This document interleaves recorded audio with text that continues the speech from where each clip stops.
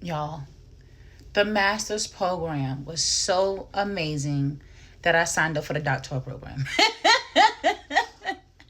So this is about to be the best school year ever because I'm starting my doctoral classes. So that's exciting.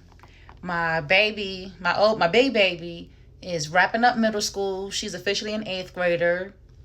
My little baby is starting school.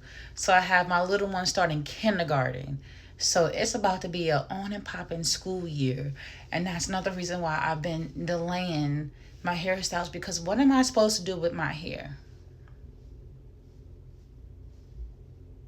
I am tender headed and I'm really trying so hard not to complain because I pray for the days where my hair will grow to this length. When I first started my locks, like I had like this weird barrel twist to a ponytail right here, and literally it used to hold on like that right there, right? So I talked about this in one of my other videos. Like, this is all newly grown hair. That's not hair that unraveled. Like,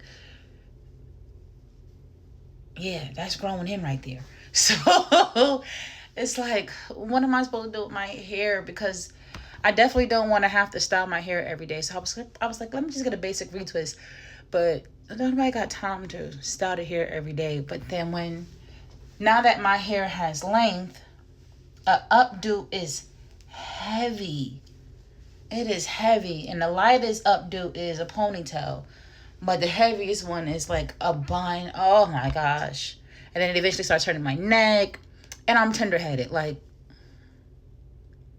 too much tugging on my scalp hurts. So I don't know. I gotta figure it out. But it's time to get back. It's time to get back into motion. So the goal this year is to learn lessons from what happened with my master's program. So one shift was I did spend a lot of money last year on ordering out. So this semester I'm gonna go into a lot of more meal planning. So that's the shift. Like, no more last minute meals.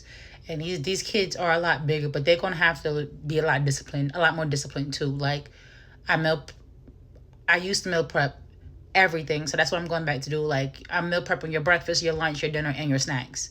And if you eat your snacks ahead of time, that's it, you're done. Like, my son, my second baby, he's 10 now, but when he was 2, I used to send him to the daycare with his food for the entire day. He used to have his breakfast, his AM snack, his lunch, and his PM snack all in his one lunchbox, and it was all gone. It was all gone by 8 o'clock in the morning. And to be honest, I think 8 o'clock was late. Like, I dropped him off, and everything was done within 30 minutes. And he used to eat the teacher's food. He used to eat the other kids' food. Like, 2 years old, he had a fight at the daycare because he was taking somebody's food every day, and the little boy got tired of him, and they had a full-blown fight. And the boy bit my son in the face. He bit my son in the face, like 2 years old, and because he just was eating all day.